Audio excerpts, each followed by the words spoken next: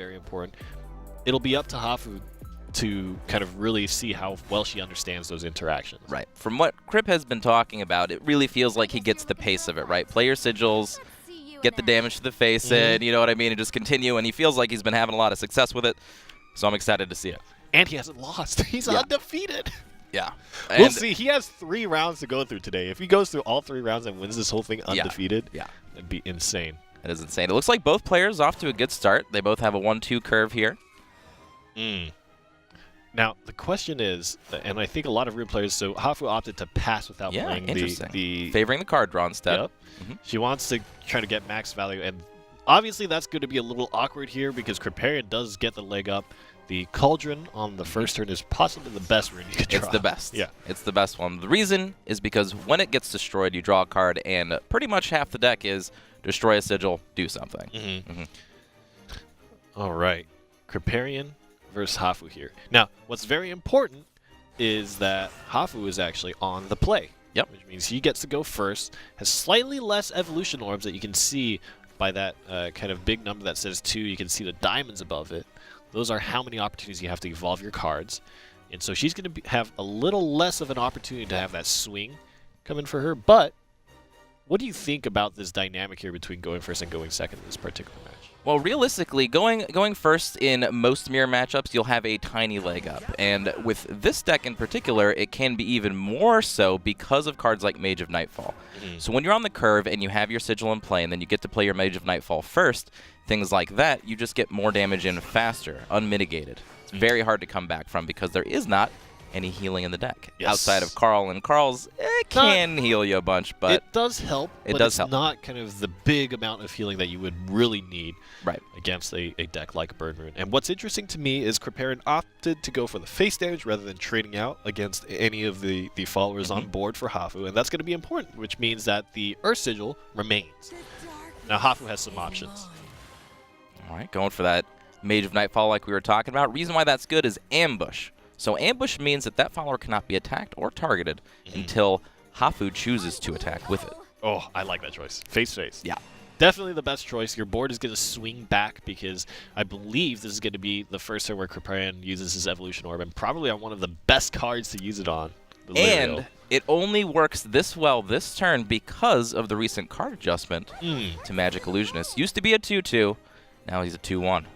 And Lyriel on the Evolve says you get to choose a follower, and you get to deal 1 damage to it.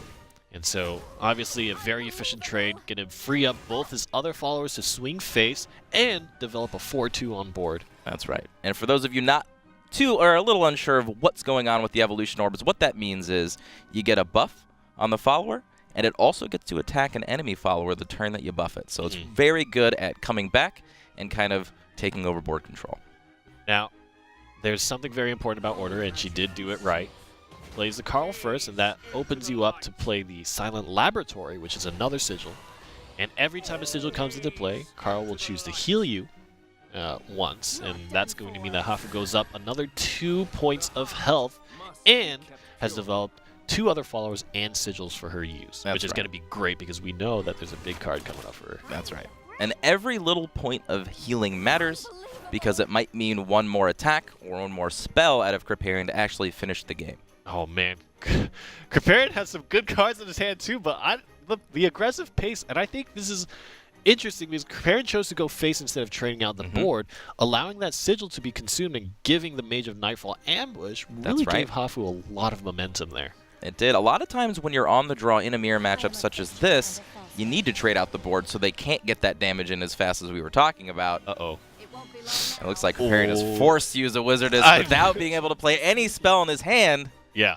That and the importance of that is when Wizardess of Oz is destroyed, it will, on its last word, banish all the spells in your hand before your next turn. And so he's going to lose his Mutagenic Bolt, his Grand Summoning, which are 2 of the biggest spells in the deck. Hafu might take it as, oh, okay, he just played this, used all of his play points. I don't really need to deal with that. The only consideration is it's still 6 damage. 4 plus 3 plus 2 is a damage that she has in hand, so it's 1 off. It's just 1 off from lethal. Hafu was so close to closing it out.